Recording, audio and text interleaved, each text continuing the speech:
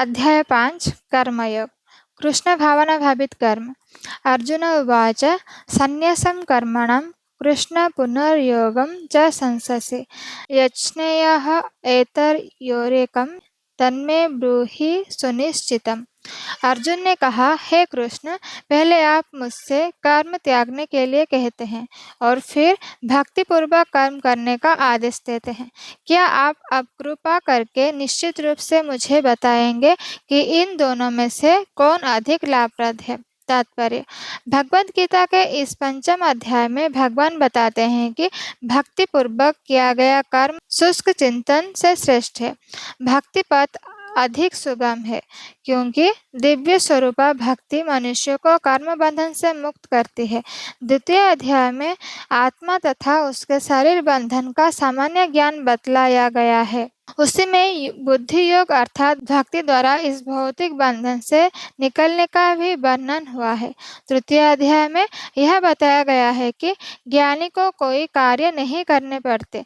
चतुर्थ अध्याय में भगवान ने अर्जुन को बताया है कि सारे यज्ञों का पर्यवसान ज्ञान में होता है, किंतु चतुर्थ अध्याय के अंत में भगवान ने अर्जुन को सलाह दी कि वह पूर्ण ज्ञान से युक्त होकर उठ करके युद्ध करे। अतः इस प्रकार एक ही साथ भक्तिमय कर्म तथा ज्ञान युक्त अकर्म की महत्ता पर बल देते हुए कृष्ण ने अर्जुन को संकल्प को भ्रमित कर दिया है। अर्जुन यह समझता है कि ज्ञानमय संन्यासम का अर्थ है इंद्रिय कार्यों के रूप में समस्त प्रकार के कार्यकलापों का परित्याग, किंतु यदि भक्ति योग में कोई कर्म करता है तो फिर कर्म का किस तरह त्याग हुआ?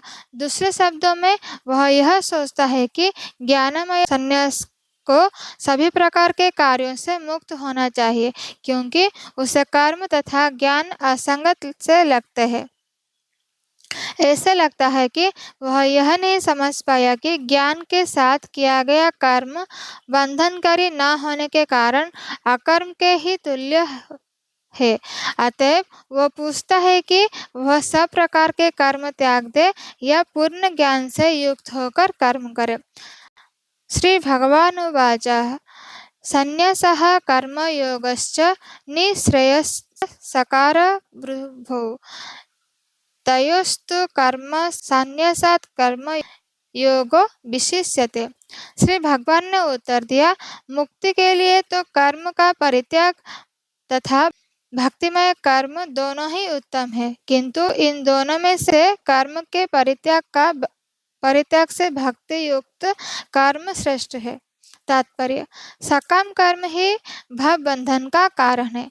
जब तक मनुष्य शारीरिक सुख का स्तर बढ़ाने के उद्देश्य से कर्म करता रहता है तब तक वह विभिन्न प्रकार के शरीरों में देहांतरण करते हुए भव बंधन को बनाए रखता है।